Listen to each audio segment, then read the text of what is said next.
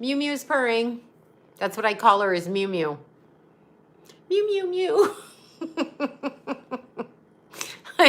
I know. No one cares. But here she is. Here she is. She's Mew Mew. Hi, Mew Mew. Hi. She's so cute. That's why I came on early. Da-na-na-na. Da-na. Da-na-na-na. Hi, guys. Mew Mew. Okay, I'll stop. I will stop. I will stop. I'm going to stop. Look, you guys. Look who it is. It's my little baby. Hi, Mew. That's my... Look, Andrew. It's Mew Mew. Tallulah. Look. Look. She's still purring. She's still purring. I dance with her. This is what we do. I used to do it when my kids were babies, and I used to like video them and like pull their arms and dance. Hi, you guys. I'm gonna put her down in a sec because I get so itchy. You hear her purring? Yeah, she's little Mew Mew. She's purring. I know. Hi, baby. You want to go on the table? You can't go on the table. I have my spray bottle to get her. Look, it's rose water. This is what she gets sprayed with. Oh, 43rd. Yay, you're young. Da-na-na-na. Cha-cha. Okay, I'm gonna put her down.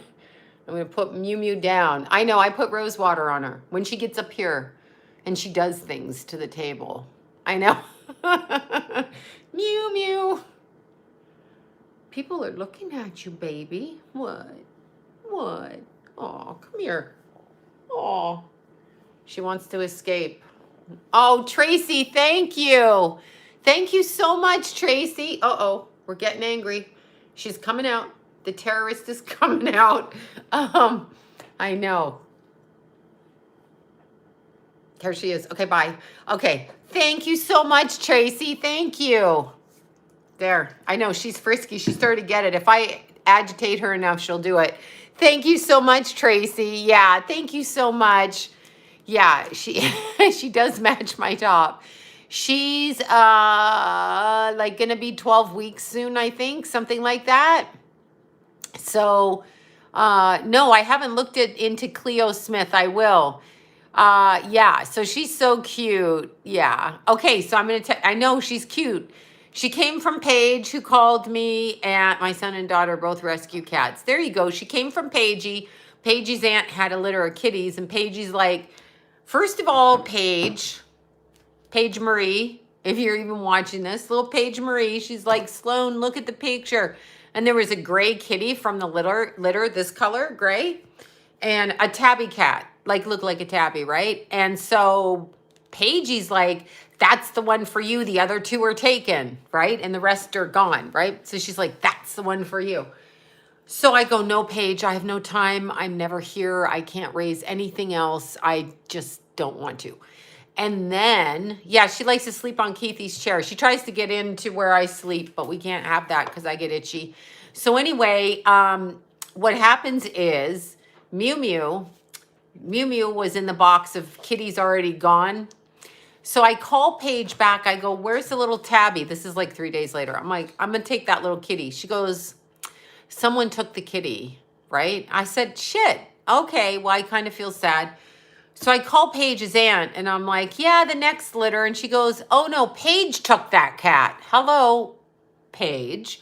She took the cat. And so then Diane says, but there's this little white and gray one, and the lady that was going to take her didn't come and get her. So I'm like, So, aw, see how cute. 4 stray kittens. Oh, shit, I can't handle 4. I'd be so itchy. She's under here. I'd be so itchy. I can't. No. Here she is. Here she is.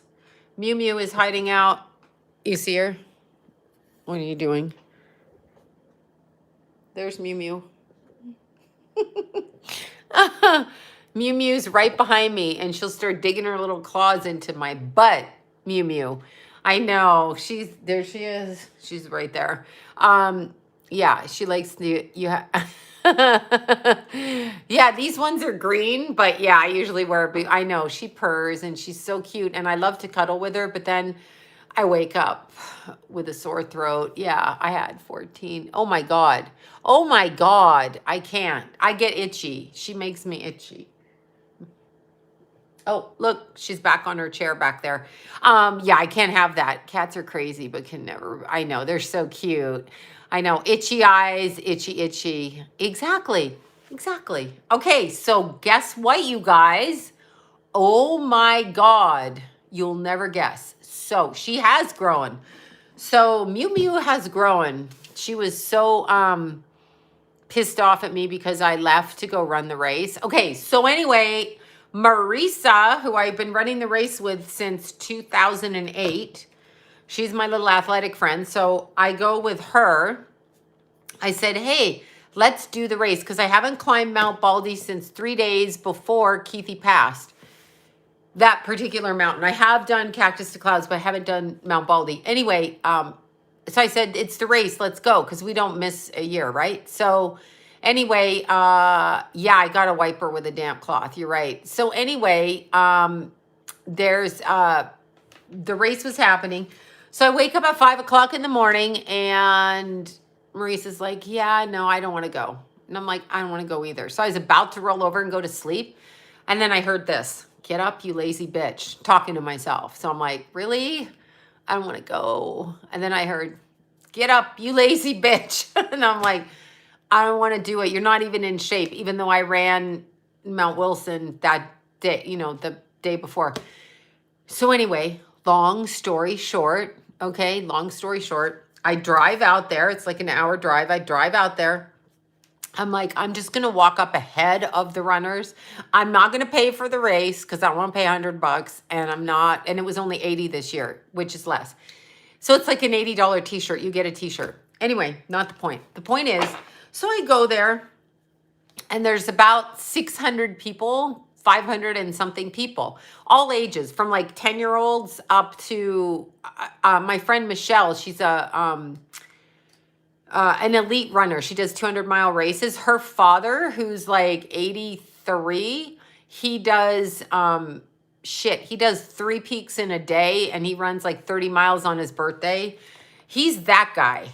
Yeah, he's super like athletic. Anyway, so I'm starting up the mountain and I'm thinking to myself, nah, I don't want to do it. So I think, you know what? I'm just gonna, oh my God, someone just left me a dead mouse. Cats are different, aren't they though? Yeah. So I'm thinking to myself, oh, I don't really want to push hard. But then I see somebody going up the hill. Thank you all for the super chats. And thank you, Tracy, so much. Your cat's bringing you a treat if you get the dead birds. But yeah, he looks pretty good. I'll show you the picture on Instagram. You guys can follow him. His daughter is Michelle Barton. She's a elite runner. I don't know what you call them. She runs like 200 miles, like, you know, whatever. She's super cute. She's got this long hair. She's bitching. Anyway, her dad is the one. That's how I know about her, is through her dad. For like the last 10 years, her dad, you know, and I take pictures of him. He comes up right behind me, right? Like right behind me. So I'm like, how are you catching me in your, no, 80 something, honest to God. He's a total marathoner. Like he's a complete athlete. Yeah. So anyway, I get there and I'm like, I'm just going to, you know, sneak up the fire road and I'll just meet everybody at the top, right? And then I'll hang out with the people at the top, la, la, la, la, la. Then so I'm driving by all the people and they got their bibs on and they're really excited. And I'm like, I want to be excited too, but I'm by myself, right? So anyway, I buy my bib, start running up the hill. Well, I don't run. It's a half a mile down. It's a fucking half a mile down, right? So you got to go downhill to go up to 10,000 feet. 10,064. Anyway, nobody want to be doing that. So anyway, I hate that first part. I hate running down. So I just headed off down and then I'm on the road and I'm like, okay. So the first 3.5 miles, because they add a mile to the trail on the one I usually run, because I cut the corners. I can't stand like going around the boring, ugh. So we're racing and I'm listening to my music in my ears and I'm thinking, I can feel the altitude. Oh, girl, you feel morning sickness just like on a boat. Girl. And then I swear, I get up to the ski hut and I'm like, I go, I'm going to turn around. This is what I really said. I don't want to fucking do this. I don't have to do this. I don't need to do it. I've done it for 14 years and I've summited that summit over 100 times. 45 times the 2 months before Keith died. I was going for 60, but I didn't make it because Keith died and I stopped going up there. Like I just couldn't focus really. Anyway, so I'm there and then I'm starting the second pass, the Devil's Path, all of that, the really steep part. So I'm going and it's uphill and my legs are killing. My bra is suffocating me, okay? Suffocating, because you know what? Everything swells in altitude, in case you didn't know it. So when you have big boobs and you wear 2 bras to fucking hold them in, which, whatever. So you put your big boobs in the 2 bras. Oh my fucking God. Then I always end up when I'm hiking in altitude taking 1 bra off, but I just don't want them to bounce. That's my thing. Because then it rips the skin and then they hang. And I can't have that. So anyway, I was trying to get, no, it happens. I know, fucking big boob problems that you cause yourself because you buy your big fucking boobs, you big idiot. I'm talking to myself. So anyway, I'm running up there. My pants are so tight because I wash them. You should always wear like looser pants, but I got to hold the fat in. So I'm suffocating. Like my waist is like, oh my God. And then I look at my hand and I have like Flintstone hands. So I'm trying to run up the hill with my hands above my thing, my bed. And I'm going, so I run into a friend of mine and she's right in front of me. So I pass her, right? No, it's altitude is fucks with your head. I mean, like I feel like I'm drunk. So we hit 8,700 feet and I'm like, oh my God. Oh my God. Oh my God. And then I can feel it in my stomach. So now I think I need a bathroom, but you're not going to find one. So just suck it up, bitch. I need a bathroom. I feel like I got morning sickness. I'm going to throw up, which is not the case every time I go up there. I can do it quite easily. It just depends. So I'm going up there and my friend who is 53, she's ahead of me. And I didn't even know it was her because I couldn't see her face because anyway, you're going uphill. So her ass is in front of my face and her ass, she is wearing shorts that are like bathing suit bikini trunks. Those kind of shorts, the ones they do like that. So I'm looking and I'm like, she's got pretty good legs, whoever she is, right? So I'm like, I'm going to catch this bitch just because she's wearing booty shorts. I'm going to catch this bitch without realizing it's my friend because she's got her hair different and she's got it a cap on, right? So anyway, I look at her sideways as I'm passing her. I'm like, hey, girl, it's her, right? And then I'm thinking to myself, fuck you for wearing those booty shorts that I can't wear. I'm going to beat you up the hill. This is what I'm thinking, right? So anyway, I go by her, but then I'm swelling like, like some kind of burrito wrap person, like the Michelin Man. I'm just swelling. Like your boobs, you can feel it. Like they're suffocating. It's like you're going to pop an implant. You're really going to fucking pop an implant. So anyway, that's disgusting. They shouldn't be in there. Oh, thank you, Jennifer. Thank you, guys. Thank both of you, Jennifer and Tracy, tonight. Thank you so much. Oh my God, you guys are so nice. Thank you. Anyway, I'm running up there. So I get past her. No, really, pop an implant. So I get past her and she's running with a younger guy. And then suddenly I'm like, oh God, I'm going to barf. So I really got sick this time. So I stop and then 10 of them go by me. I'm like, fuck, I'm behind, right? And her friend's like, do you want some candy? I'm like, yes, but I'd throw it up. So no, because, candy can make you feel better. So anyway, I'm like, okay. Then I said to me, well, you're halfway there. Just go to the top. Don't be a bitch. Just do it, right? But you're not going to win. In 14 years, I've never won a medal. In 14 years, I've literally never won a medal. So then I'm going up the hill. The last 700 feet is like this. It's like on shale rock. And when I get there, she went past me again on the winding part there. And I'm like, oh, fuck you. Anyway, she was ahead of me. So I gave up. I kind of gave up. I gave up. Then I thought, then there's another chick that passed me that I was talking to back there. And I'm like, you know what? I don't feel like letting them win. So I'm climbing up there, but I'm so sick. Like sometimes you get like so weird. You can't move around people because like it's like you're drunk. So anyway, I'm climbing up there. She slows down a bit. And I put my hand on her shoulder. I go, are you okay? And she's like, I don't feel well. I'm like, bye. And then I went through and I hit it and I got the medal. Yeah, that's right. I should have probably been nice and stopped and tried to help her. But I was like, no, I'm going to go through there. And I did. So I'll show you. Well, this is the medal they give everybody that hits the top. So I've got a bunch of these for 14 years, right? So I got these. This just says that you know, like in kindergarten, everybody's a winner. So we're all winners. We're all winners because, you know, there's 500 people up there plus 500 plus people. But then, okay, so I met these cool people on the way down. I met a kid, and shout out to, first one I met was Stefano. He was on the top and I was taking a picture of him, his brother, and the girlfriend. Okay, so I just was taking a picture and he had picture on the back of his knapsack and it was two people and he said, that's my mom. Because I asked him, who's on the back of your knapsack? Because I was taking the picture of them this way. And he said, that's my mom. She just died like 7 months ago. And I'm like, oh my God, that's terrible. So we start going down the hill together. He's telling me all about how his mom died and it was cancer. Anyway, he's telling me all of that. And then he's got to wait for his brother and the girlfriend, right? So he's like, I'll see you at the ski hut, which I never go to the ski hut because I never win a medal. So like nothing ever happens for me. But so then I run into this really cute couple. Now listen to this. Okay. There's this really cute couple and they're trying to take their pictures. I'm like, like I was turning the corner. I'm like, hey, I'll just take your picture for you. Do you want me to take your picture? And they're on the ledge. And so I'm taking their picture. And then the young man is very handsome. And so he tells me his name is, listen to this.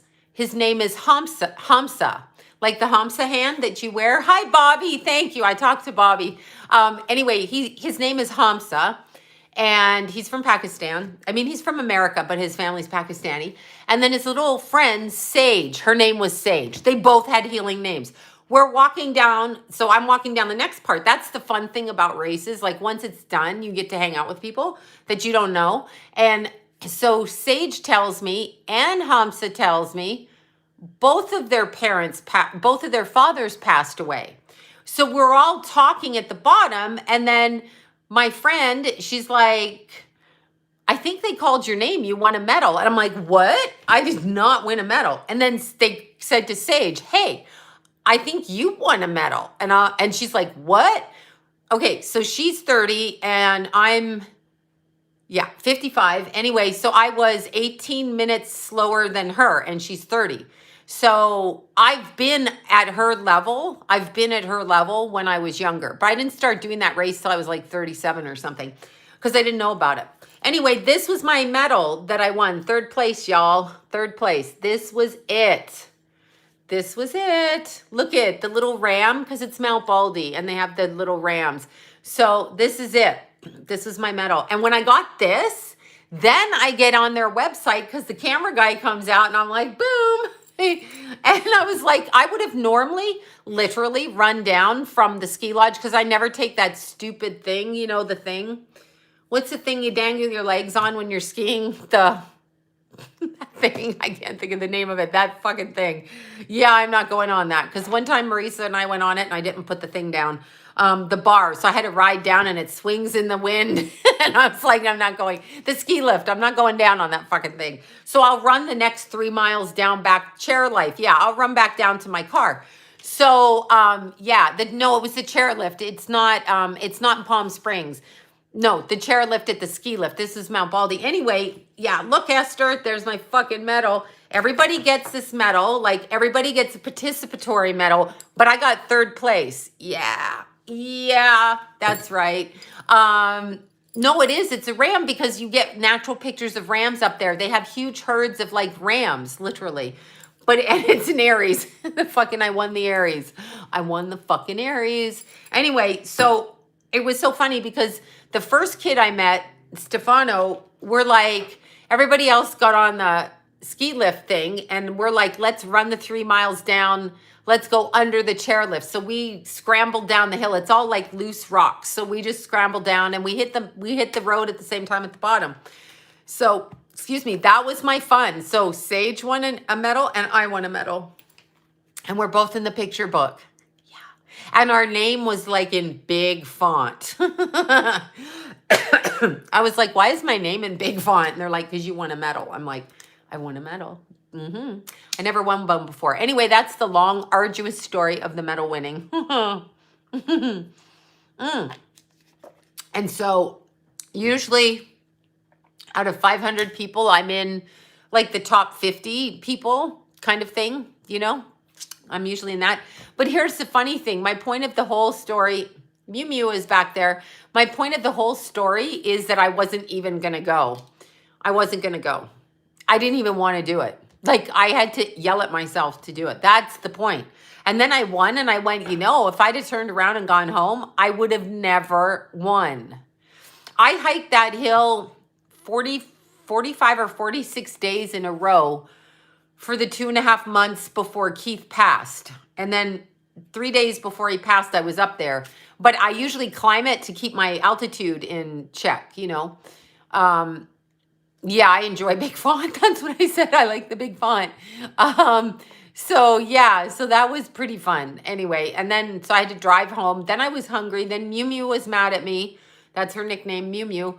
So I had to feed Mew because I disappeared, and she was like, oh my God, where's my mom? And where's my dinner? You know, because she's a cat. And then I went to sleep, and then that's what happened. Yeah, it was totally ironic because I was like, fuck you, I'm not going to do it. So don't give up on whatever you're doing is the point. Don't give up. Do not give up. Never give up because you might win on that day. I literally seriously felt sick, right? You got banned for 30 days on Facebook. Esther, you don't fucking say anything, Esther. Esther doesn't say anything. What are you talking about? I got banned for 30 days. What did you make see, somebody fucking reports you. That's the only way it is. You gotta, it's ridiculous. It's ridiculous. Do you know what you said? And I tried to reach out to them when they banned me. And of course you can't reach anybody. They're like, we're sorry, but we're overworked or whatever at the time. And it's like, really? So who do I complain for? You told what? What did you tell? Tell, Esther, tell. What did you tell? Oh, I know what it is. It's censorship. So many people, yeah, don't give up, show up. I know. Tattletales on Facebook. This bitch, I don't like her. She said this on Facebook, right? Yeah, mask or COVID comment. Exactly. Yeah, you can call me auntie. Sure. Absolutely. Yeah, they don't answer their business. Like, you cannot, they like, if you want to fight or contest the blocking, they're like, here, click this button. You click it and they're like, I'm sorry. We're sorry. We have no people at the moment. You're like, yeah, okay, you fascist Nazis. That's what they are. Yeah, exactly. So let's see. There was a long buzzing noise in my head in my building. Okay, wait, what are you talking about, Esther? What happened? Yeah, tattletales. I know, right? Let me call up and tattle. Oh my God. Oh my God. Esther said something. Let me text. Esther said something. Wow. Is Esther an adult? Can Esther talk for herself? I mean, honestly. Yeah. Okay. Let's see. I have to go back to BC. Yeah. I don't know what to say. I almost choked on that. You think Powell was executed? Probably was executed. They're killing a whole bunch of people. I'm sure they do it all the time. Oh God, itchy. See, I just touched the cat. Now I'm getting allergies. Now I rub my hands with the cat hands. Cat allergies, y'all. Here it comes. Yeah, the millennials will take over. That's gonna be fun. Will they get out of their pajamas? Let's see. Actually, Michael got banned. Oh, well, what did fucking Michael say? What did Michael say? Colin Powell and the candle just went out itself. Okay, is it Colin or Colin? It's Colin Powell, right? Right. I won't be there for that one. Yeah, I don't know what to say. Yeah, the millennials take over. You just reminded me, I met a girl at the top of the mountain, and she was starting a clothing company. No, I can't. I don't want to take allergy medicine, but she was starting a clothing company for millennials that they could wear their pajamas outside but still look cute. It's a good idea. But I'm like, do you hear yourselves? Do you hear yourselves? Colin Powell was fully vaccinated. That's awesome. He was also 83, 86, 85, 82, whatever. Yeah, he was that way, right? So, okay. Let's see. Oh, yeah, I think this is the... I have no idea. I think I might be crazy. Anyway, this little girl was doing her... yeah, that is her. She was doing her clothing company, so that was cute. Yeah, so she was doing her company. It was called Sleep Cozier, Sleep Cozier, which they wear their clothes outside. That's what they do. Well, I mean, he was like 80, chairlift. Thank you, ski lift, chairlift. Yeah, 84. There you go. He was 84. So when we're looking at the energy, and by the way, let me tell you some stories. Oh, I'm sorry about your dad. Blood cancer, of course. Was it? They lie and say COVID, of course. Everything's COVID. Just like, hi, my name is COVID. How are you? How are you? Peace out. COVID. That's how you spell my name. Anyhow, is this week? Well, wait until Mercury's in the, Mercury went direct today. What time did it go direct? Mercury went direct today, and you've got the 2-week shadow period, but I don't really count the shadow period because have you done... Yes, I did do a reading on Summer Wells, and I can't remember what I said, and that Brian Laundrie, whatever his name is, that guy is a fuck, okay? That's what he is. Let me look and see. This is October, whatever date this is. This is, oh, Jupiter went direct on Sunday. Shit, that's why I won. Okay, and this is Monday, so we have Jupiter direct and Mercury direct. So Mercury was direct at Jupiter was direct at 1:30 a.m. and Mercury went direct at 8:07 a.m. Bitches, we are now direct, full force. Excuse me, William Shatner. I mean, Captain Kirk. You went up in space like I'm a tall Asian woman on the runway in Milan. That's right. That's what I'm saying. Exactly. That's what I'm saying. I'm sorry I had to say it. If no one's going to fucking say it, I'm going to say it. Right? I mean, seriously. No, it's it's true. I am. I am on the runway.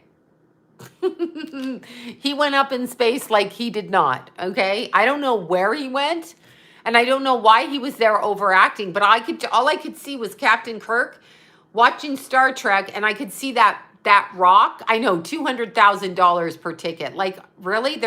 Yeah, whatever. Anyway, I could see the rock on Star Trek, and then I could see them. I know his lying drunk Aries, fat food. Well, you read the book. Did you guys read the book? You read the book about, yeah, he went to the spa.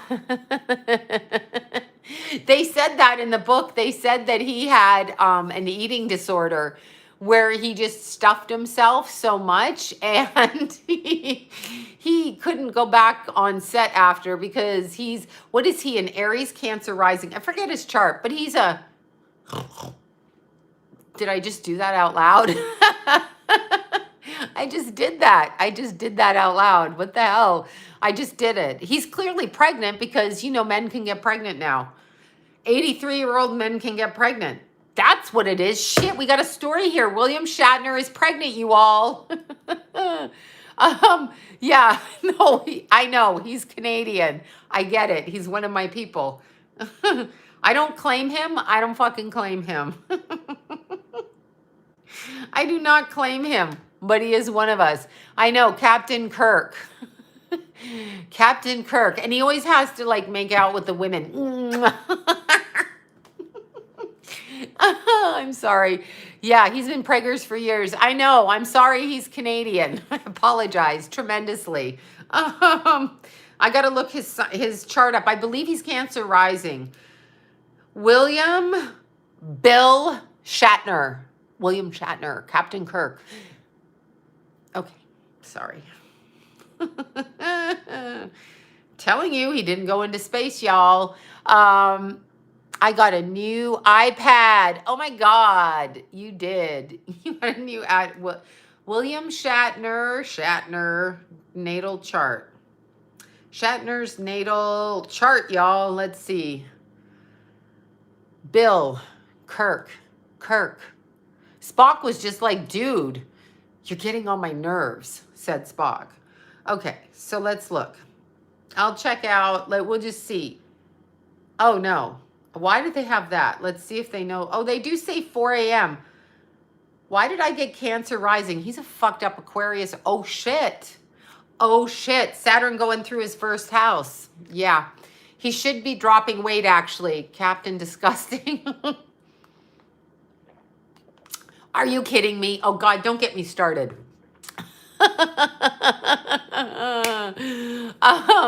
No, Aquarians are cool, yes, but yes, he is a narcissist and a racist and a whatever. No, he's Aquarius rising, and he's got Venus in Aquarius, so he loves a lot of people.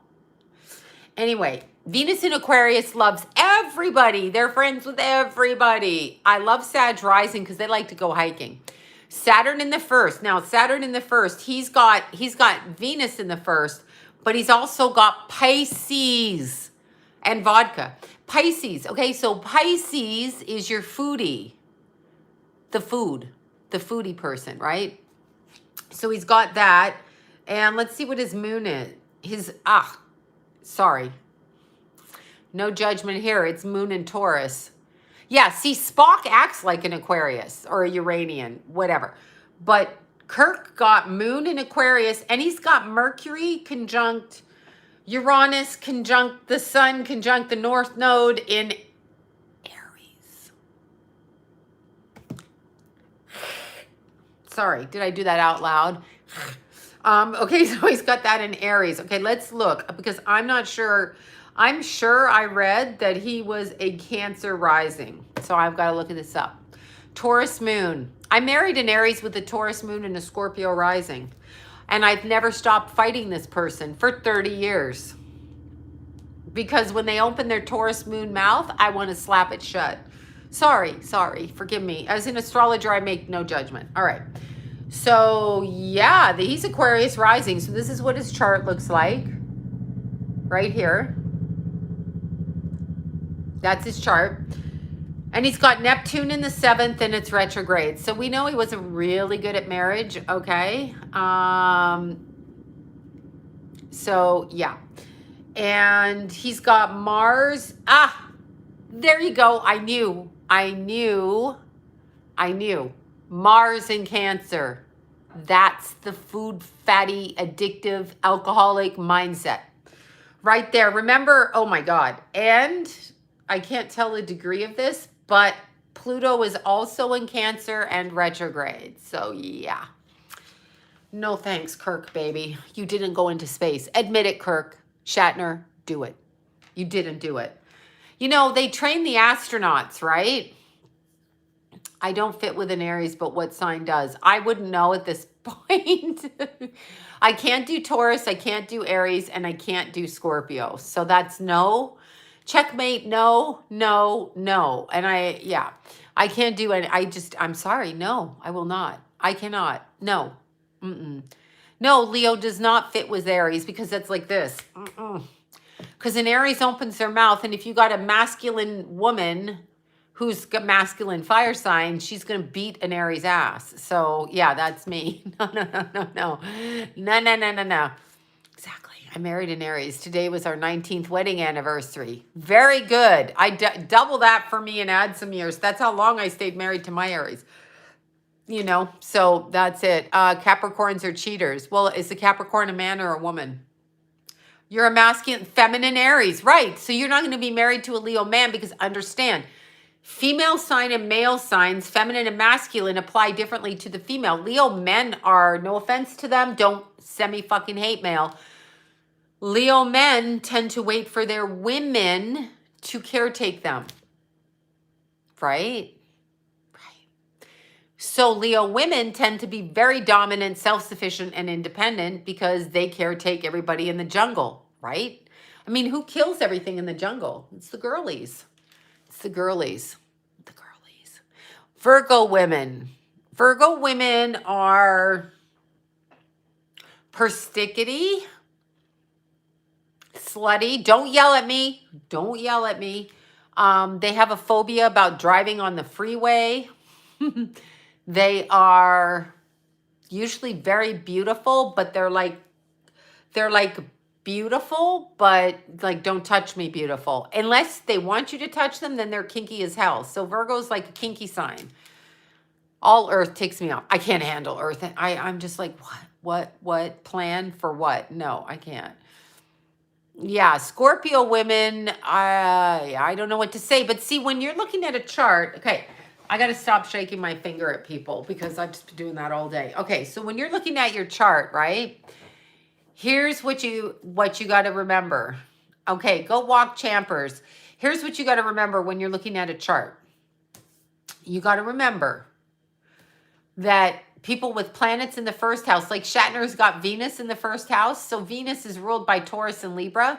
So Shatner's all like, look at me, I'm cute and chubby and Venetian and I just want some more cheese balls. That's what Shatner's saying to people. He's saying that he wants cheese balls. That's what he's saying. Secret code is he's like, I went up in space and I saw a fucking cheese ball. I'm sorry. He did not go in space. I can't stand this. I just can't stand it. He did not go in space. The reason I say this is they train you to go out of the Earth's atmosphere, so they say, because you need to learn how to get along in that. So when did Fatty train? Oh my God. Sorry, that's rude. When did he train? That's right. He didn't. He just waddled up and cheese balls with bacon are super good. I'm sure that's what he saw when he was out the window of the fake spaceship. I can't stop myself. Star Trek was his training. Okay, so when you're looking at the rise, he's got Venus in the first house. So he comes across as very attractive because of that Venus, right? It's very, you are drunk as hell. I don't drink. This is me normally. Nice try. I really don't fucking drink. This is just me, and I have a lot of fun because I fucking can and don't care. So you see, when people are sober, they're like, you're drunk. When people are attractive, they're like, you've had plastic surgery. When people are kind, they're like, you're evil. When people are, you know, whatever, funny, they're like, you're not funny. So like, what? Anyway, reverse world. But anyhow, when you look at people's first house, whatever your rising sign is, you have to, thank you for that. You have to, I know they're just jealous because I find everything fucking amusing. I've laughed at funerals. Has anybody else done that? Have you all laughed at a funeral? I didn't mean to laugh at the funeral. I had to remove myself from the funeral in the church because I couldn't stop fucking, no eggplant for Becky, because I could not stop laughing because I found it funny. Okay. So that, yeah, I have that kind of reaction. Keith was little and I had to take him out like this in my arms because I could not stop laughing. Could not. I had to. Yeah, I found it very funny. It's fucking not funny, but I found it funny. I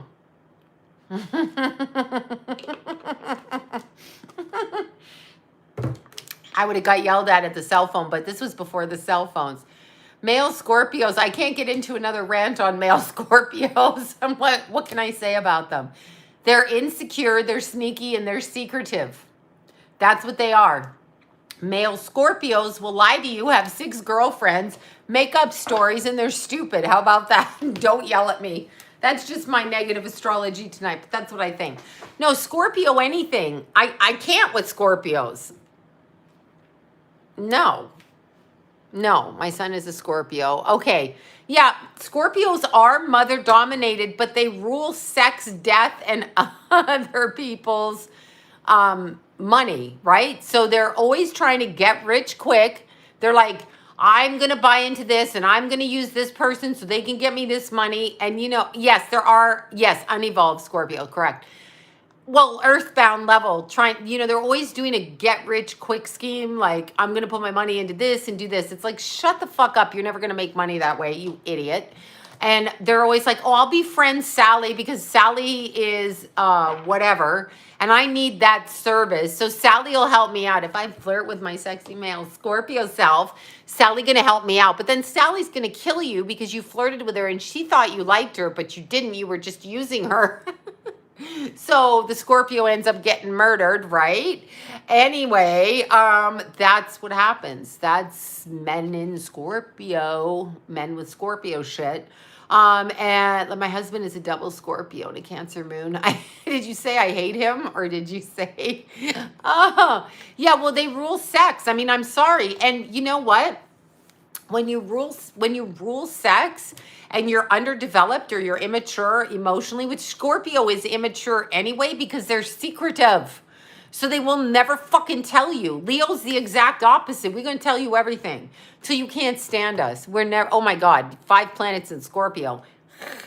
But you're a Scorpio woman. Scorpio woman is different. Men are always different. Remember that.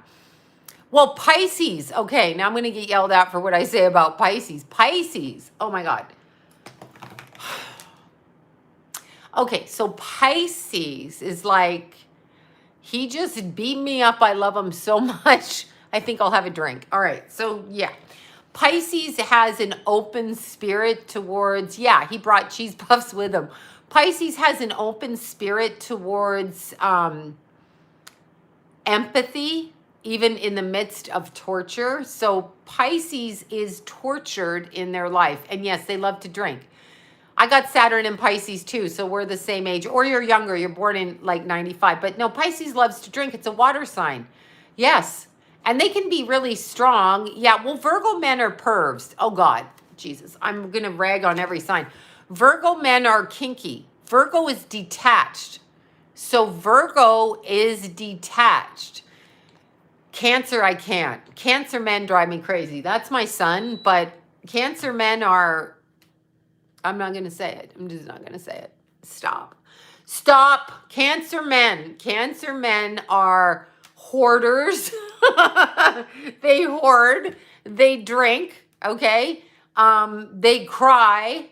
They feel sorry. They're moody. You just want to slap the shit out of Cancer men. They're just like, you just look at them and they're like, and you're like, yeah, Scorpio. Oh, Scorpio men are always lying. It's exactly right. Exactly. I think all men cheat. Yeah, I'm gonna say that too. Yeah, my son is like that. But I'm speaking of other Cancer men that I know. Yeah. So anyway, and I married a man with Mars in Cancer, giving him a Scorpio, Taurus, Aries sun, Mars in Cancer. So there you go. They're moody. Like sometimes you have to throw your tampons at them because you're just like, are you fucking PMSing? That has happened in our house. That's what you're doing. Like with a Cancer, you fucking throw the tampon at them and send the ice cream. That's what it is. I've done that. I'm like, are you on your fucking period? You bleeding? What's the problem here? I mean, Jesus, right? I mean, please. Yeah, all water signs are moody, right? Cancer moon men slap the shit out of them too. Boom. Thank you for that. Thank you so much for all the super chats, you guys. The Cancer moon men, I just can't. I have Venus and Mars and Jupiter in Cancer, so I'm not much better. So I cannot. Shatner is very charming. If you don't look at his waist and his stomach, yeah. Yeah, he's charming. He's a good performer. Male Taurus, Sun, Ascendant, Scorpio. Sorry. I can't. I just can't. Capricorn women with Scorpio. Now that's a cutthroat. Capricorn and Scorpio together is very fucking cutthroat. Very cutthroat. Very, very cutthroat. Yeah, Shatner does come across like that. It's just a shame that his wives drown in his pool all the time. Sacrifice.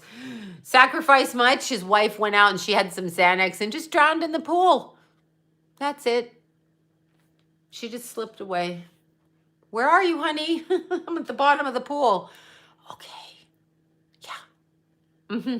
All right. So anyway, I know, right? Mew Mew is back there. That's my new thing. Okay. So anyway, Capricorn, remember, Capricorn wants money. Wherever Capricorn is placed is money. Oh, who killed Natalie Wood? Come on. Christopher Walken. Now, he really is a walk-in. Take a look at his picture now. He's like, I'm Christopher Walken. Walken. Walken. Christopher stepped out of myself and somebody fucking walked in. Right. Yeah, Robert and Walken were, you know, having sex. Now that's a visual that's wonderful. It's like, wow, that's, you know. I believe all men cheat. I'm sorry. I am jaded and a bitch. So that's the way it is. But yeah. Capricorn, no, Capricorn is trying to achieve status. They're ruled by the 10th house. They're trying to achieve status. So when they, Capricorn, sun, moon, or rising wants status, wants financial status. So, you know, that's what you have, male or female, actually. They want to be the best and they want to achieve. They don't all do it. Okay, Gemini men are probably just skitsy. Sag men, well, you know, Sag men are a bit skitsy too. Brittany Murphy was a mafia hit. Most men cheat. Jeff Bezos is bug-eyed. Bezos is bug-eyed. He's not, Libra men. Now here's something with Libra. Libra men and women, okay, Libra, the sign of Libra is an undercurrent of anger that's unexpressed. So you will have a lot of Mars in Libra that have anger issues, okay? Moon in Libra, anger issues, meaning mother or father had anger issues. So Moon or Mars in the happy birthday to your dad. My ex was a Libra, he's in prison now. That's who's, because they can't, Scorpio men are serious. I don't take any of them serious. I don't fucking care. I don't take them serious. Libra is very passive aggressive. Mars in Libra has undercurrent of anger issues. Not everybody. Not everybody. Oh my God, your mom died and then your chinchilla, your chihuahua, whichever, the chinchilla or the chihuahua died. I'm sorry. That happened to me. Keithy died and then Tulip died. That's why I got Mew Mew. I didn't want Mew Mew because I wanted Pippa, Tulip. But yes, that's sad. You're either chinchilla or chihuahua went to be with your mom, and I'm sorry about that. Cancer, Sun, Libra, Moon. Yeah, that's a difficult thing. Virgo men are controlling. That's because they're weird. Virgo men are weird. Like they got, you know, they're weird. My ex-Libra and is in prison too. Sorry, not funny. Not funny. I know, Mew Mew is so cute. My dog's mother and brother, my dog, mother, emperor. Oh my God, Jesus, I'm sorry. That's too much. Cancer, Sun, Leo, Moon. Okay, that's good. That's good. Virgo, Sun, Cancer, Moon. Okay, Leo men are controlling. Yeah, well, Leo men have egos, you know. Wait, what about Virgo, Sun, and Rising with the Leo Moon? Put your moon in the 12th, making you like a Pisces. Yeah, Libra and Scorpio. There's no cusp. You're one or the other. You can't be Libra and Scorpio cusp. You're either last degrees of Libra or first degrees of Scorpio. Let's see. I hate every sign right now, so it doesn't matter. I don't even want to care what sign you are.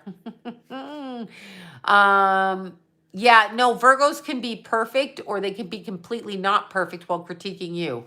So it depends. It depends. Aquarius women are, I mean, they're fine, but they have, Aquarius on a whole thinks they know more than you know. So like Aquarius comes out and they know more than you do. So that's what they do. Okay, so here's something. If you want to know your own emotional nature, somebody just asked, Beyonce is perfect and Beyonce's Satanist. Who said that? Who said that? Satanist. Okay, so anyway, when you want to know, first of all, look at your three major signs. Your sun, your moon, and your rising, right? Your rising is how you present yourself. And yes, I'm a fucking Leo rising. Deal with it. Okay, your sun sign is the day you're born. I'm a fucking Leo. That's it. And your moon sign, so your dog, yeah. Oh my God. Hold on. What'd you say here? I'm going to just get through this in a second. So your dog rejoins loved one when passing. The energy, okay, so animals, I'm going to answer this quick, then I'll go back on my rant on astrology. So as human beings, we have healers that come into our lives. People, places, and pets. Pets are highly evolved healers. So when the person that they came to heal passes away, they will often leave with the person that passed away because they've done their healing mission. That happens a lot. They cross over because that particular pet, even though it could be a whole family pet, that particular pet was healing that particular person. So they went with that particular person. So that's it. That's what I mean by that. And thank you so much for the super chat. There's no cusps. You're either or. Even if you're last degrees. Well, Tulip left with Keithy. Yeah. She slept with Keithy. She loved Keithy. She was with Keithy. Even though she was all of our kitties and we loved Pippa, Tulip, she left with Keithy. So they are healers and they do go with the person in the... Remember, they're going to come into a family unit. Like you're going to have a family unit. Mom, dad, kids. Sorry, I ate dinner before I came in. Mom, dad, kids, cousins, all of that. And the pet's coming into a group of people, but they're usually coming in to help heal somebody. Mew Mew came to heal me. She sleeps on Keithy's chair. But anyway, they come to heal like a person in... No, there's no cusp. When you talk about a cusp, you're talking about a division in the chart. And when you're talking about the end of a sign and the beginning of the sign, then you're either 29 degrees or you're 0 degrees. When you use the word cusp, it refers to the division in the astrology chart on the wheel, the cusp, the division, okay? No, but you're not I know I'm an astrologer. Let's not be stupid here. You are not on the cusp. You express the energy of one or you express the energy of the other. Like if you're 27 degrees Libra, you're not a Scorpio. You may progress into a Scorpio, but you are not a fucking Scorpio. You're a Libra, even in the last degrees. The cusp is the division between the houses, the way the chart is divided. Exactly. Oh my God, right? So there you go. Let's see. If you're born on the day that it changed, it depends on what time, what part of the world, okay? So like if you're born, Anne Margaret's chart was like flipped upside down because she's born in Sweden, wherever she was born, and the chart was all loaded in the 12th house, like everything. The houses were all uneven matched. It was weird. Her chart's weird, Anne Margaret's chart. Anyway, my point is, you're either born in the last degree of your sign or you're born at the time the sign changes, but it depends when you're born and where you're born. So there's different parts of the world where there can be 10 hours off or whatever, right? So that's how that works. You can be in the last day of Pisces, whoever said March 19th. You can be in the last day of Pisces, that's for sure. But that doesn't mean that you're in Aries because it depends on when you're born. See, 1 degrees Aries. There you go. 1 degrees Aries. You're still a fucking Aries. That's what it is. I mean, people go, oh no, I'm on the cusp. I'm both. Actually, what they're speaking about is the chart is progressed. You're talking about it because each sign goes from 0 to 30. So if you're born with a 1 degree, let's say that woman was 1 degree Aries sun. I don't know if it was sun, moon, or rising. She's 1 degrees Aries sun. By the time she's 29, she's going to be a Taurus energy blended with that Aries because it's going to progress through the sign of Aries, through the 30 days, the 30 degrees of Aries and go on. It kind of works like that. That's how it works. And I believe Jesus is a Virgo. There, I fucking said it. Even if she was my dog and closest to me. Yes, even if she was your dog. People always say that the person was my dog or my love or my this. That's our human ego. The dog comes to heal. Our kids come to heal. Just because we love our kids and we love this one and that one and we feel closer to this or that, that's our feelings. That does not mean that the healer didn't come to go with the other person they needed to heal, period. Yeah, I do believe that you drink a lot of water. I try to and then I forget. Yes, I do. Exactly. Virgos are. I mean, Cancers are. Okay, so here's what I was saying. This is what I'm going to teach you. I'm going to teach you really quick. Listen, don't ask me questions because I'll get fucking distracted. Okay? Because I'm a distractible, hyper, triple Leo person, okay? With a lot of energy. And Uranus in the first house and Pluto in the first house. So, this is what you get. All right, so when you're looking at your chart, here it goes. Look at your rising sign, right? Whatever is there, Gemini, Taurus, Aries, Scorpio, I don't care what's on the rising sign. I want you to understand that each house has a natural position. The natural position of the house goes from Aries in the first house to Pisces in the 12th. So no matter what sign is on your ascendant or rising sign, which is your first house, let's say it's Cancer, you still blend it with the Aries energy, okay? So it's blending, like blending makeup. Then I want you to look and see where your sun sign is placed. Let's say your sun is in the 10th house and you're a Gemini, but that has a Capricorn influence. You've got to learn the natural house positions and then learn about where your sun and moon are placed and blend it with those energies. Then you blend it with the aspects and you blend it with the other things that move through those houses. That's what you're actually going to do. Blend, matchy match. You usually like Leos. Yeah, me too. You don't have to like me because I don't care. I don't care who likes me, who doesn't. So you have to look at it. And another way that you're going to take that for those that actually understand, but I'm trying not to get too ahead of myself, is when your sun is, for example, Leo, right? Like you're a Leo, you look to see where the sun is placed in your chart. So even though you're a Leo, you can have a 12th house sun and that makes you more like a Pisces. Mine's in the 12th house. So I'm loud and proud, but imagine if it was in the first house of Aries, I'd be louder and prouder, right? So it's in the 12th house. So you have to look to the ruler of each planet and the placement to see how that planet is acting.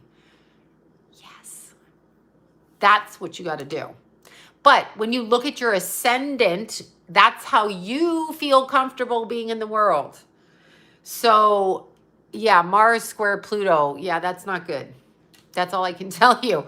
That's what Keith died on, Mars squaring Pluto. I'm sorry, Mars in opposition to Pluto. Pluto's just annoying. A Scorpio, it's just fucking annoying, right? Scorpio 8th house stellium. Well, that makes you pretty psychic. There's no Scorpio and Libra cusp. I don't answer those questions because the cusp is the house division. You're either a Libra or a Scorpio. Cancer ascendant's not going to feel comfortable, of course. Yeah, exactly. So when you're looking at a chart, first I want you to look at the natural wheel of the chart, not just your chart. Happy birthday tomorrow. I want you to look at Aries lives in the first house. The first house is all about me, self. Here I am, Aries. Me, self, here I am, Aries. Got it? The first house, self. Starting house, beginning house. That's what Aries is. Do you know what I'm saying? Taurus is the second house. So no matter what you have in your second house, the undercurrent still exists with Taurus because Taurus is a builder.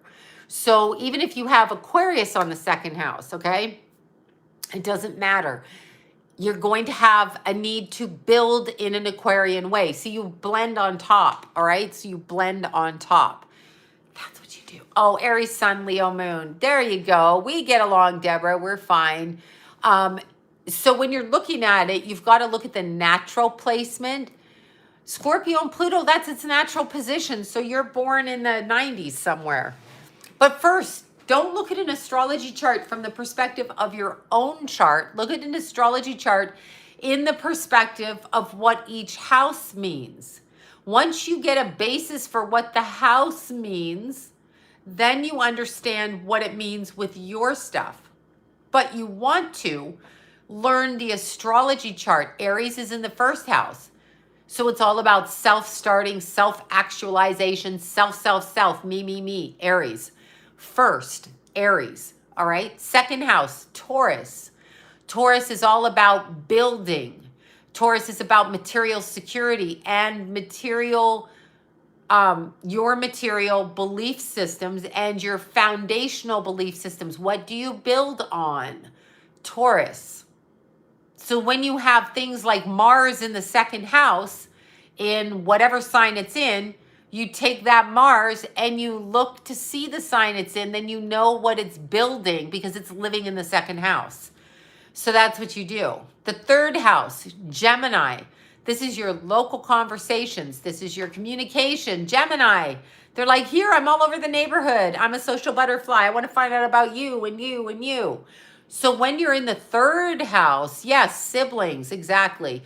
But I mean, yes, absolutely. But it's finding everything out in the neighborhood. Now, if you have Pluto in the third house, then you're a sneaky fuck with what you find out, okay? So remember, it depends what planet's in the third house, but the third house rules all of those things. So this is just very briefly, by the way. The fourth house, that's our sign of Cancer. And it's at the midnight point of your chart. It's at the bowels of the chart. It's at the bottom of the chart. It's at the middle of the night. So you know that when you're hitting the fourth house, Cancer, you are hitting the nesting phase, the pregnancy phase, the growth phase, the emotional phase. It doesn't matter if the houses are empty. That's not the point. People make a mistake because planets are always transiting in and out of houses. So it's never empty for long because planets move all around, right? So as I said, I have nothing in my fifth house, nothing. But Pluto and Saturn and whatever else was in Capricorn, Jupiter, I think at the time, I can't even remember. But when Keith died, it transited into that house and my son died. Death of a child in the house. I have nothing in my fifth house of children, just Capricorn. Nothing lives in there. Well, it sure fucked up my life, right? So when you're looking at charts, you got to remember things are moving. They're fluid. So it's fluid. So Virgo's my most psychic sign. Sorry, don't be yelling. I know you Pisces want to take credit for that shit. So when you're looking at the fourth house, you're looking at the emotional internal life and the parental access, usually represented by the mother. Fourth house. So when you go to the fifth house, you go to the Leo house. So the Leo house, okay? The Leo house, that's the creative and children. Children are creative. So the fifth house, you have to look at what planets are in there. If you have Saturn in the fifth, there's going to be some restrictions on either creativity or children. If you have Uranus in the fifth, you might be adopted. That's what could happen. Sixth house, you're going to Virgo. Virgo is the intellect focused. Virgo is the physical mindset focused. So when you're in the sixth house, it's your health, it's your pets, it's all of those things. It has a lot to do with how you will be of service on earth, not in the spirit, because the opposition of the sixth is the 12th, which is Pisces, which is of spirit, okay? So that's what it is, all right? So we have that, right, exactly. So then we have Libra in the seventh. This is how you extend yourself out into the world, because the first house is Aries, me, and the seventh house is partnerships, people. Where does the me go to connect? It goes to the seventh house. So the me goes to the seventh. So the seventh is always reflected of the first because it goes back and forth. And the seventh is Libra. So this is your relationships, your marriages, all external connections, where the first house is me, meaning you, right? So let's see, only sidereal. Yeah, you can, I learned more between Western. Yeah, if you like sidereal, you like sidereal. Exactly. Well, sidereal astrology is premised on In sidereal, I'm a fucking Cancer, so you know I can't do that. No offense, don't yell, can't. That would make Jason a freaking Taurus. I cannot have that. Although I will say he is a bit like that. Can't. But sidereal actually literally looks up in the sky on the day you were born and looks up at the constellation. Well, the constellation, the Earth's axis has moved. I don't even know how many degrees it is. I don't even keep up. 78 degrees. That was a few years ago. I have no idea. Anyway, it's rotated off the axis. So the constellations are not directly above head anymore, right? It used to be you look up in the sky in April and that's the Aries constellation, but that's not the case. So that's the different. Western is recalculated in order to accommodate that Earth's axis. 24 degrees, is it off? I never fucking know. I'm like 78, 24, whatever. This is how much I've forgotten. But anyway, so that's the difference in sidereal. So when you're reading sidereal, they're reading the energy differently, right? So it's fine. They do it that way. It doesn't matter. However you get your information, it doesn't matter. There's not one way of divination when it comes to astrology. Some people use whole chart systems. Some people use Placidus. Some people use, equal house, whole, Campanus charts, whatever. They switch the charts around, so they read it differently. It depends what you want. Mew Mew. It depends what you want, right? So, you're on Jason's birthday at July 14th, and apparently Mew Mew was the 14th. But that's how you do it. I do Western astrology just because that's how I was taught. So Grand Cross, Grand Trine. All right, well, let's do that. Let's do that.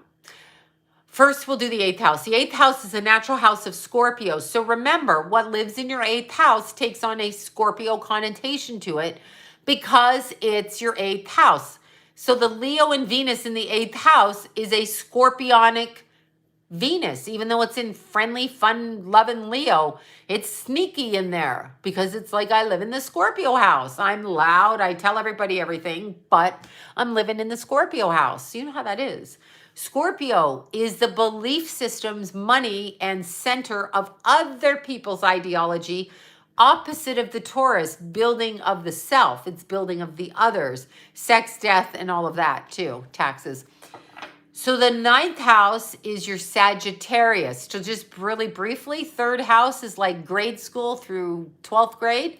9th house is college, university, and higher education and learning, philosophy, belief system. So what you have placed in the 9th house is your, whatever's placed in is a natural house of Sagittarius. So there's an urge to learn in the 9th house, and you will take on the qualities of that. 10th house, natural house of Capricorn. It's the top of the chart, top of the morning to you, said the little Irish man walking up the street. It's the top of the chart. It's the paternal or father part of the parental access. So it is where you go out publicly and your career happens. It's also the relationship with the parent, usually the father, right? So then you have the 11th house, and the 11th is the opposite of the 5th, Leo, Aquarius. So it is the creative humanitarian aspect, and the 11th house is all things that you dream and wish for. So what is in the 11th house, even if it's in the sign Taurus, thinks a little bit outside of the box because it's really got an Aquarius undertone. Then you can look to see where either Venus is placed if you have Taurus in there, or you can look to see where Uranus is placed. It just depends what you're doing. So you can see different things in the chart. When you go to the 12th house, when you go to the 12th house, right? The 12th house is the house of Pisces. So it's the doorway from where you came from into this world. Actually, the nodal axes are. But the 12th house tells me your past life. It's Piscean. Piscean is the accumulation of all of the 11 signs before them. It is your spiritual house. It is your jail house. A yod or yod is the finger of God. Considered lucky? I don't know. Anyhow, the 12th house is that. The 12th house is the work you do on a spiritual level. Spiritual level. 6th house is on a physical. What is my work? Yeah, that's what it is. Okay. I know. And well, houses are empty. My chart's all on one side, except for fucked up Saturn on the other side. Anyhow, yeah, I mean, it doesn't matter if you have shit in those houses or not. You just look at to where you do, but learn about the houses and what they do first before you even read your chart. Learn what the first house does. Learn that it's a cardinal fire sign by birth, by nature. And then learn what happens when you put a mutable sign in there or, you know, an earth sign. Learn what that is first. So the first house, go through the natural wheel of the zodiac and learn about that. And then apply your chart to it with the knowledge of what lays underneath the makeup, i.e. you're born with the skin and the foundation, but when you put things over, it gives a different impression. So that's what you do. Yeah, I'll do Saturn one day through the houses. I just exhausted myself. So there. What do you mean nobody studies this? Lots of people study it. I study it. I'm still studying it. Yeah, I study it. But you have to understand, people go, is my chart good? Is my chart bad? I prefer to say the earth is a bad place. So like you got down here. So yeah, your life's probably fucked up and your chart probably sucks. What's the point? Everybody's chart sucks. So when you're talking about a grand trine, somebody asked, a grand trine is planets' elements that complement each other. So for example, a grand trine could be Cancer, Scorpio, and Pisces. A planet in Cancer, a planet in Scorpio, and a planet in Pisces. That forms a trine. That's a happy place. So it's oh my God, I just forgot. It's it's 3 houses apart. I'm like, so Aries, right? You've got Aries, 4 houses apart. What the hell am I saying? Wait, now I just blanked in the head. Anyway, you've got Aries and you've got Leo and you've got Sag. That forms a trine, triangle, mathematically. But a trine energetically, okay, a grand trine, water, earth, or air. You have to know your elements. So each element is different. Water's water, earth is grounded, and air is, you know, air, right? A trine, depending on where it's placed, will tell you what is activated in your chart, right? If it goes where it goes in your chart. Trines are considered good. Here is my take on trines, okay? Here's my take. Because I have a grand water trine. No, I've got one more session on the tattoo. I have a grand water trine. So I consider trines pretty lazy. So no, fire is not mutable. Fire is fire. Mutable is mutable. Mutable is air. Fire is fire. So actually, no, mutable is air. What the hell am I saying? Mutable is mutable. Excuse me. Mutable is changeable. Fire will not change. Fire is dogmatic, okay? So no. I'm going all, my head's like ping, ping, ping, ping. So I have a grand water trine and, you know, I'm pretty fucking lazy. So, you know, it's supposed to be good. It's supposed to activate, but I actually believe a grand cross or a grand square is going to be activated because I believe squares fight and fighting makes you fight to do something, right? So that's what I feel. I think trines get things handed to them and so they don't take seriously a lot and they can be quite lazy depending. Well, yours is a, there you go. Yeah. Well, yours is a water, which is spiritual. So that's what it is. So I have a shit ton of squares. I love my Neptune square the sun because I have no idea what the fuck is going on. Okay. Yeah. I said trines are lazy. I said I'm the owner of a trine. I'm fucking lazy. I'm not going to do shit.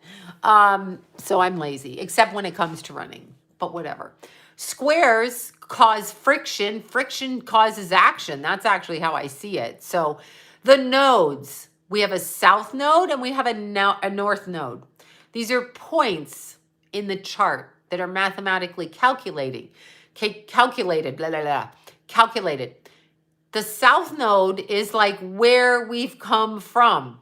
So my example is if you're born in Toronto and you drive to Florida every winter, that's your south node because you're so aware of where you're going through. I can't remember. You're probably going to go through New York and then Tennessee or something, Kentucky, wherever.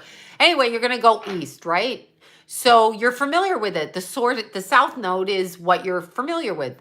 This includes the sign that it's in, the people that come under that sign, and the house that it's placed. So the south node, you've been there, done that. So those people can come up and they can be very familiar to you. The north node, in theory, when we accomplish it, in theory, is where we are going to. So if we come with purpose and we complete our purpose, it is said that we have completed our north node, and then we die and get off this motherfucking planet. Yeah, that's what happens. That's what happens. So I don't think any of us have completed our north node because we still here. Look, Mew Mew's up. We're still, look. Mew Mew. Hi, Mew Mew. Hi. Mommy loves the kitty. Hi, kitty. She thinks I'm crazy. She's like, who adopted me? Who adopted me? Says this little kitty. Because my mommy's crazy. So the north node, thank you, Mindy. I can't remember the lipstick. Oh, Cream Nude by MAC. Cream Nude. This is Cream Nude by MAC because what's that other one? Flesh Pot, they don't make anymore. Hello? I live for Flesh Pot, but no, this is Cream Nude. Anyhow, the north node is where we go to. Remember, the south node, where you've been, Florida, Toronto, you've been there. But when somebody says to you, hey, do you want to go to India and you've never been? That's your north node, going to India. So it's somewhere you haven't been energetically. So look at it like that. The south node is always in one sign and the north node is in the opposition. The opposition is 6 months across on the calendar, okay? North node or sign or house. No, you blend them all together.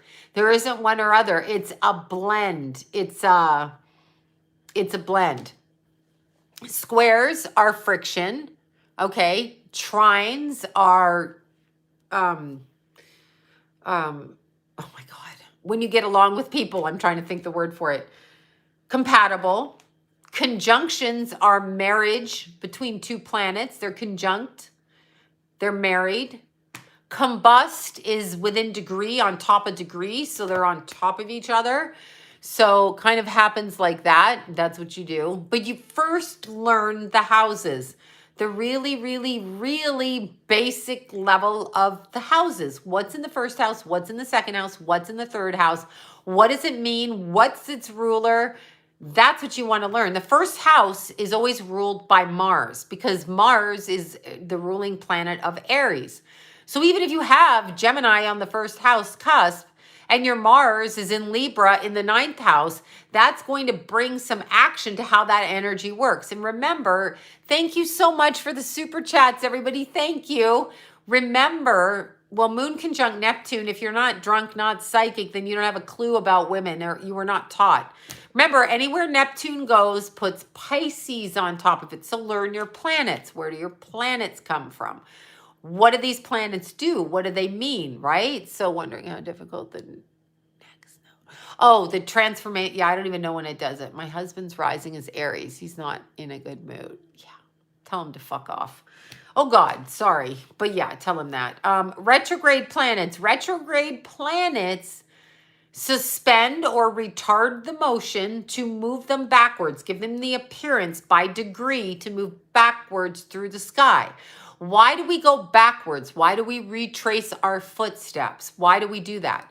Because there's something that we missed.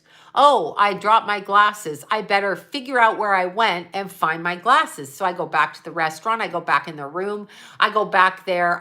That's what I do. The midheaven is the 10th house. So that's what I was saying. Ruled by Capricorn. I said that before, but I probably didn't say midheaven because I'm out of my mind tired. But nonetheless, when you retrace steps, these are retrograde planets.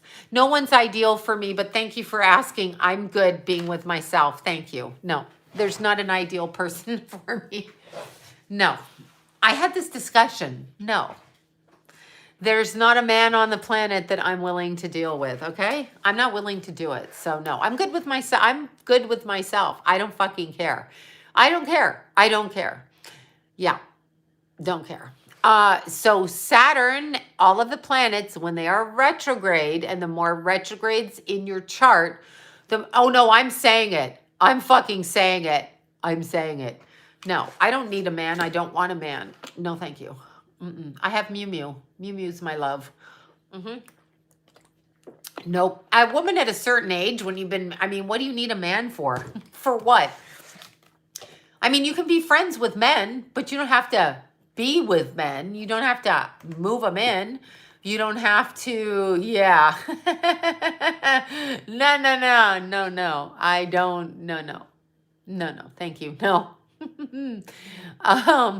No, people are like, you should go on a dating app. I'm like, I'd rather fucking die than go on a dating app. I would rather die right here, right now.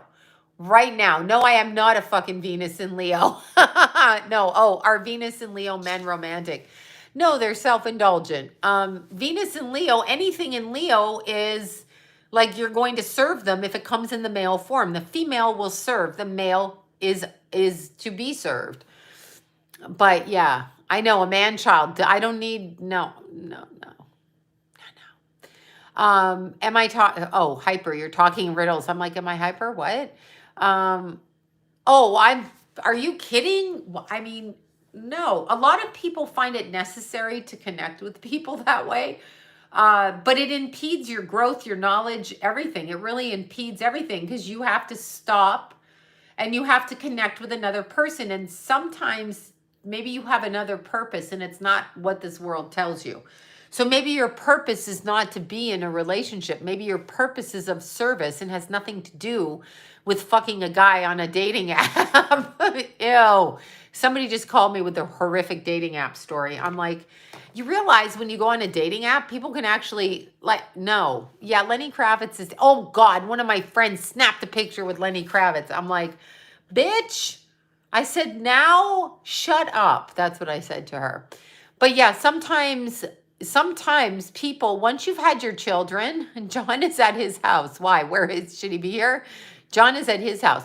But when you've had your children and you've raised your children, like, and if you were single, why would you need a man or even want a man other than a friendship with one? I know people say sex, but at a certain point, aren't you of service in a different way from all your experience? Why do you need to lower the service?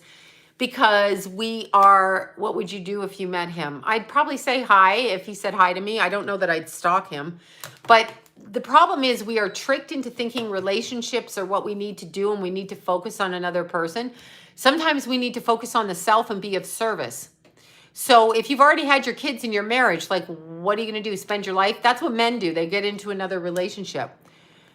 The wife will die and the man will be married within a year. Fuck that man for getting married again. No. Why? Sorry. Nuh-uh. Anyway, can humanity ever grow? I doubt it. Have you seen the people on the news lately? No.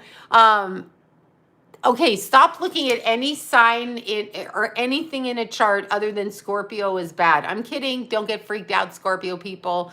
Like that.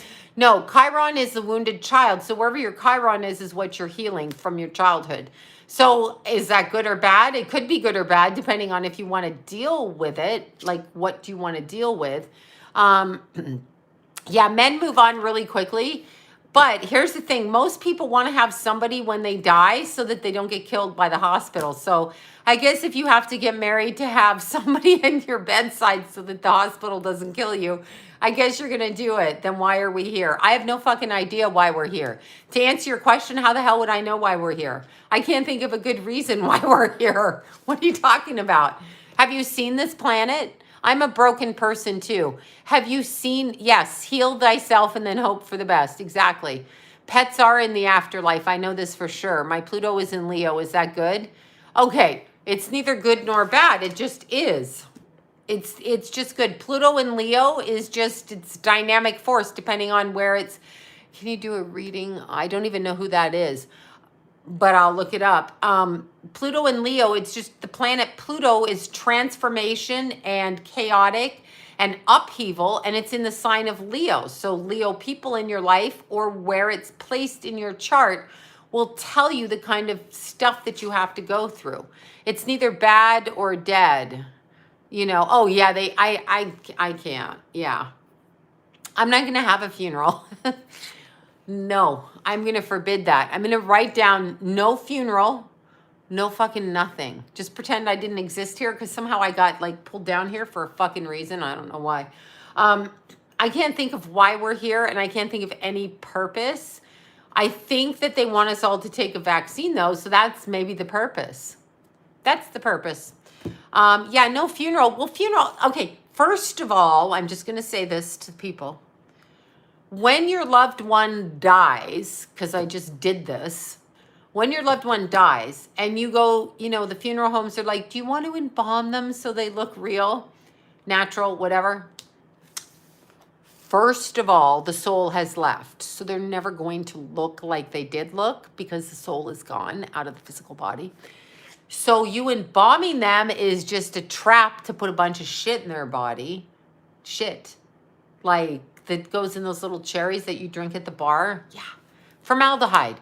But it actually doesn't do anything. Like they're not, I don't even know.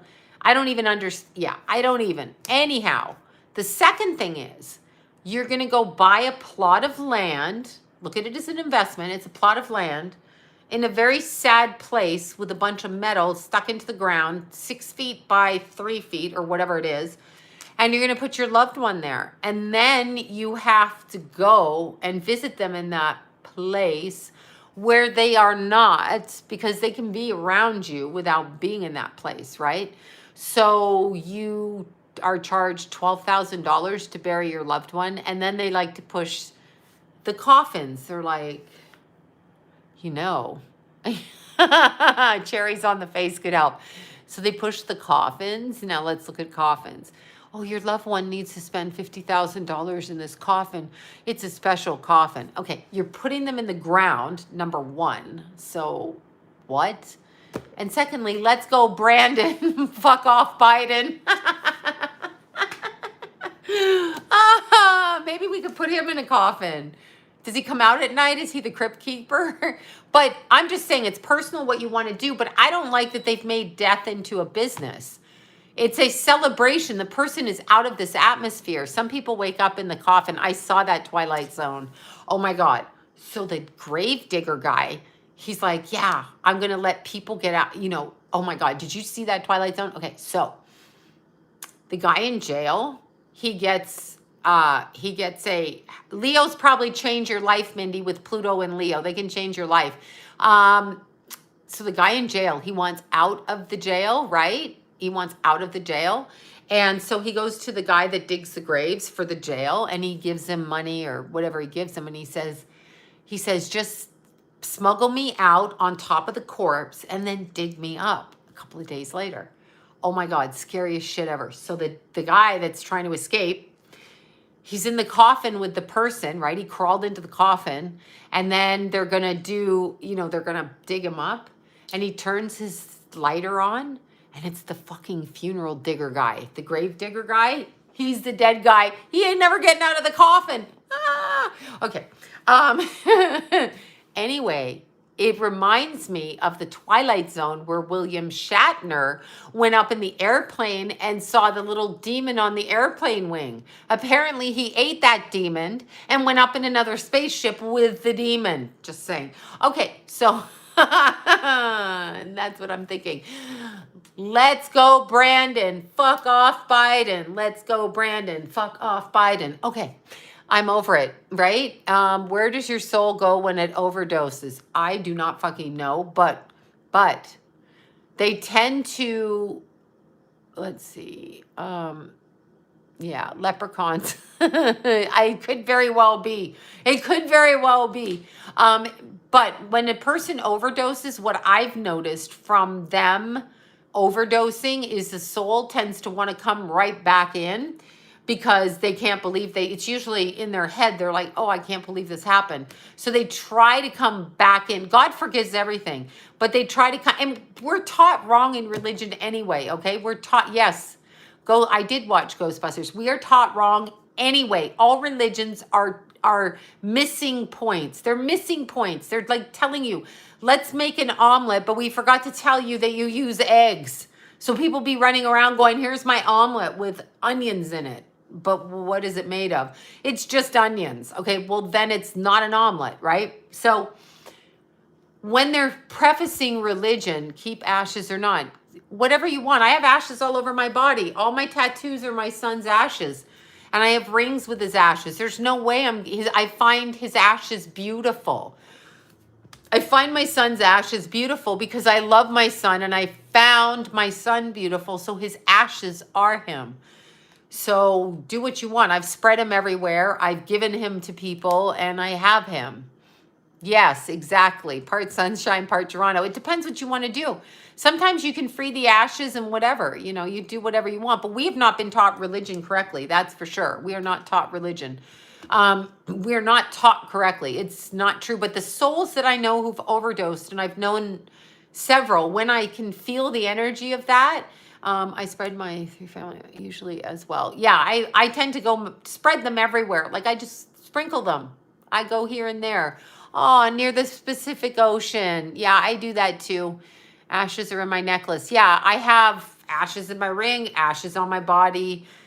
I just won't snort ashes. Sorry, bad joke. It's all carbon, your body, tattoo ink ashes. Yeah, I know. That's why I put it all over my body. So I have my son with me.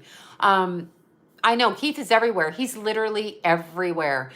But having said that, when the overdoses, when the person overdoses, they tend to want to come back through right away. So they have to really make a decision, because a lot of times they will feel shame and they will try to jump right back into another body to come through. And I'm talking about somebody getting pregnant, and they will try to connect.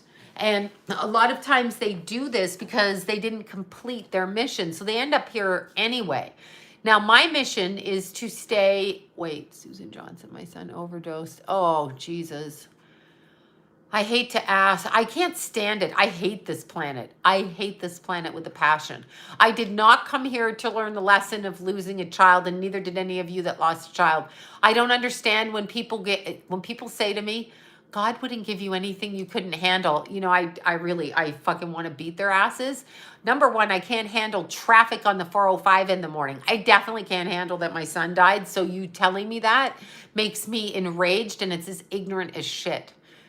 I have to handle it. I have to handle it because I have to live it. But what is that? Oh, God would never give you anything. Why? What have you dealt with? Stupid ass people. I mean, it's just stupid and stupid. So I know, Lie Factory, Planet Earth. I know it's so, yeah, she hasn't. Yeah, that's hard. I just tell, like, God gave me way too much and I can handle fucking none of it. Okay. I'm just numb. That's all. So that's it. I'm just numb. That's it. So when people say that, that's a lie. There's a lot of lies. I changed me, not God. Yeah, well, God's not here. I know the statement is so dismissive. It's so fucked up. It's so fucked up. Or this one, well, time heals everything. Does time heal your dead child? Because I don't fucking think so. I don't think so. Sorry. I don't think so. I just don't think so. Time is not going to heal me. That's it. It's not. I'm just going to get older, uglier, and have to wear more makeup and maybe wear a crazy purple hat, but I'm still going to know that my Keithy is dead and that I had to bury, well, I didn't bury him, but you know what I'm saying. It's not going to heal me. I will deal with it. That's the only thing. It will never I will never be healed. It's not, I can't heal from that till I see my child again. And then I'll, right? 4 out of 5 stupid people agree. Yeah, exactly. People are stupid. It's just, yeah. No, God is not on this planet. This is the other one's planet. I know. I'll wear a fucked up purple hat when I'm 80. If I have the misfortune of living to be 80. Yeah, no, time doesn't heal. That's the biggest crock of shit.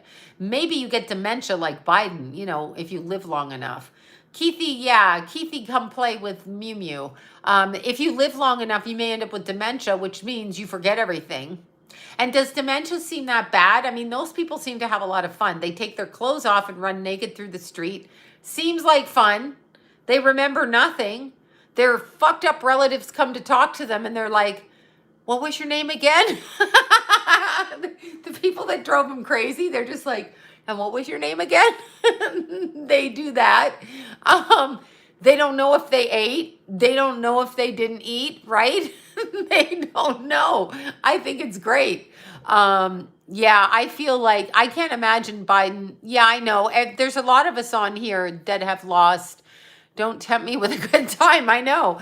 There's a lot of us that have lost children on here, and it was the greatest single smash to my existence, and I really don't care. So the thing that my son dying did was make me not care about anything. So I have no fear, and I'm not going to shut up, and I don't care if you like me. I really don't care.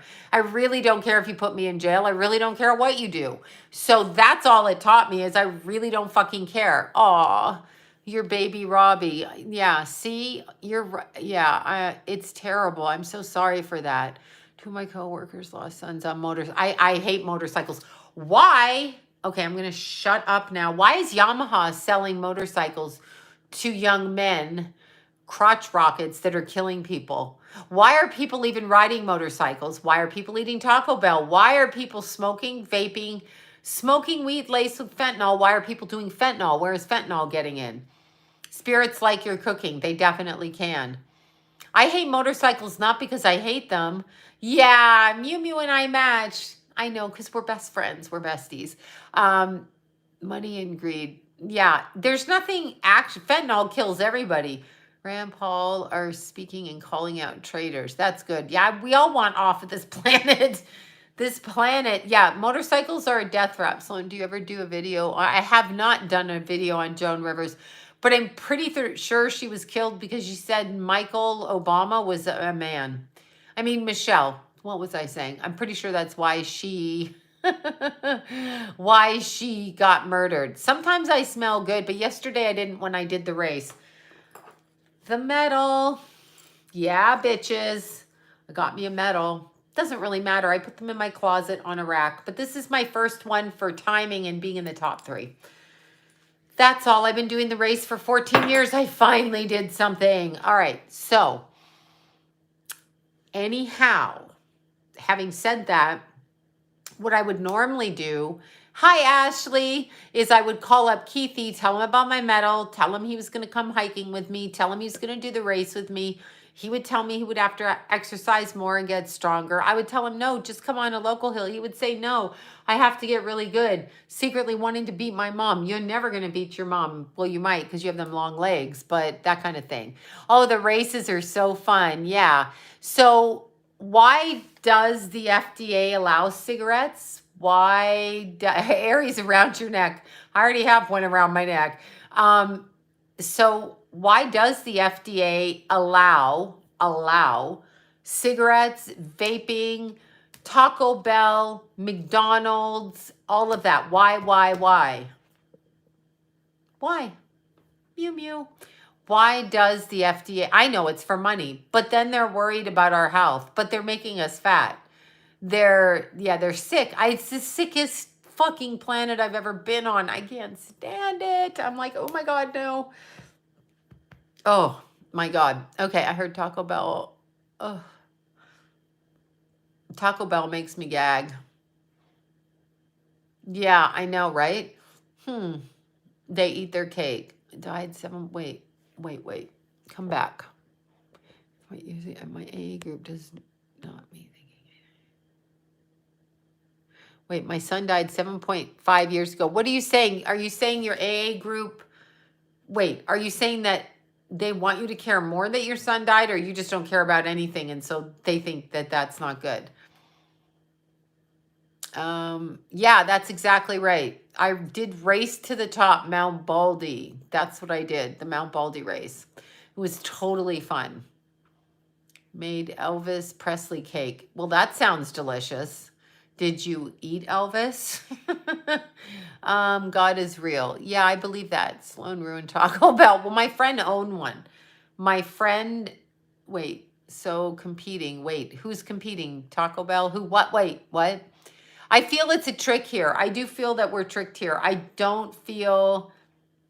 Yes, Hollywood is making everyone get the jab, and hopefully the people will stand up to the bullies.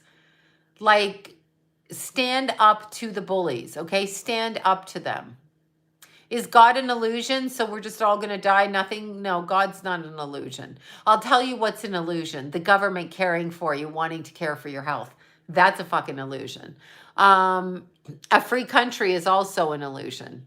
Taco Bell being meat is an illusion. Yes, it was a competitive. Yeah, it was a that's what I'm saying. I won my medal. Everybody gets the medal, a medal, but I came in third. So yeah, it is a competitive race. We all start at 8. We started at 8:02. But yeah, we do. That was fun. I've been doing it 14 years. I've never won anything. So when I got down and they're like, you won a medal, I'm like, what? So did my little friend that I met. She won one too. Yeah, I know they're making people do it, but here's the thing. Don't do it. Just say, fuck you. What are you going to do about it? If people would say that, I mean, I can't. I just can't. I just can't. Plastic cheese. Like that. Yeah, the other one is just everybody gets a medal for doing the race. I collect these ones. It says September 6th, 2021, but it wasn't September because it was closed. They shut down the parks again. Mount San Antonio, Mount Baldy, because it looks like a bald elephant. It's really cute. And then it's 10,064 feet, and I'm a finisher on this one. Now on this one, Mount Baldy annual run to the top. This is my 3rd place medal with a little ram that lives up there. See? He's so cute, this little ram. Anyway, yeah, so that's the difference. I always get the participation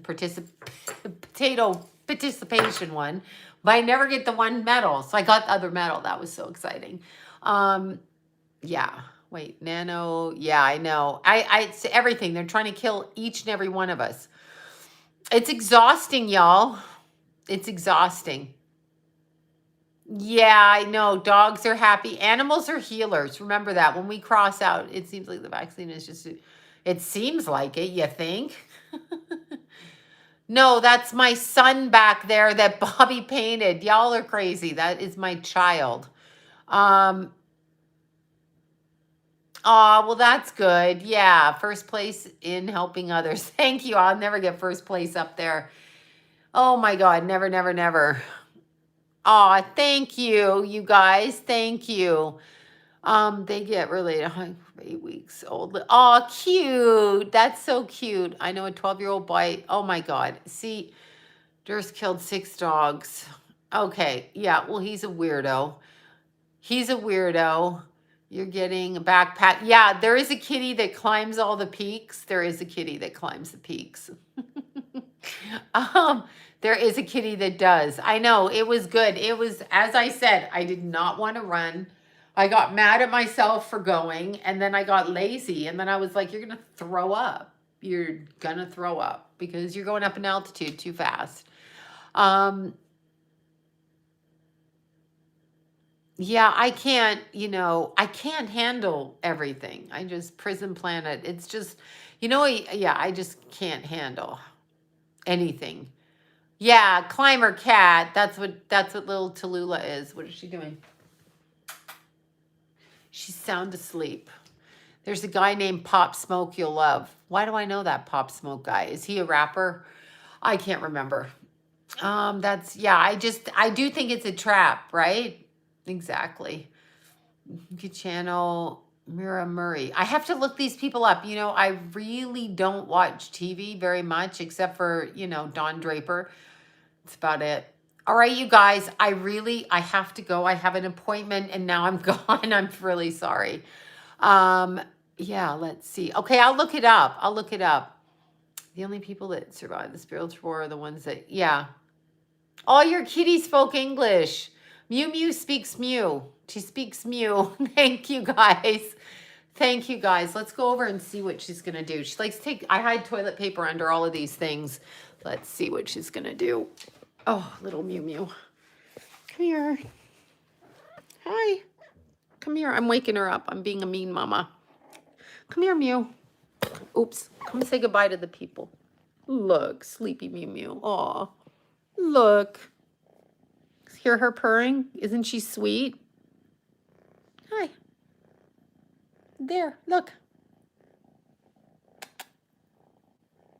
Tallulah Mew Mew. I know. Isn't she cute? She's so cute. There. Come here. I hold her. Look at me. I hold her like I'm a mommy cat. She's purring in my ear. It's so cute. Do you see the people? Now look up our nose. Anyway, thank you, guys. Mew Mew. I'll stop. I'm just, cat mommy right now. Okay, I know. Isn't she sweet? Yeah, she's so cute. She's like, leave me the hell alone. She's like the kids now. Oh, it's Lenny. Okay, you guys. No, she still scratches, but she has all her posts and all of her stuff like that. Thank you all so much. I do have good teeth. I have smashed my teeth. Don't run with necklaces on because they bounce in your face when you fly down a hill. I know she does need a. Oh, look. I'm sorry. Have you ever watched the Bird Channel? I put the Bird Channel on for her, and she loves the Bird Channel. Oh, she's like, put that down. Bye, you guys. Thank you. Popcorn. He's a bad dude. I think it's Pop Smoke. Yeah, I do get her used to baths. Are you kidding me? She smells so good. Yeah. All right. Bye, you guys. Thank you so much. I have to run down the street to an Aries house to help out with something. Yeah. Okay. Good night, you guys. Thank you so much. There's the other cute little picture of Keith. So cute. Okay. Bye.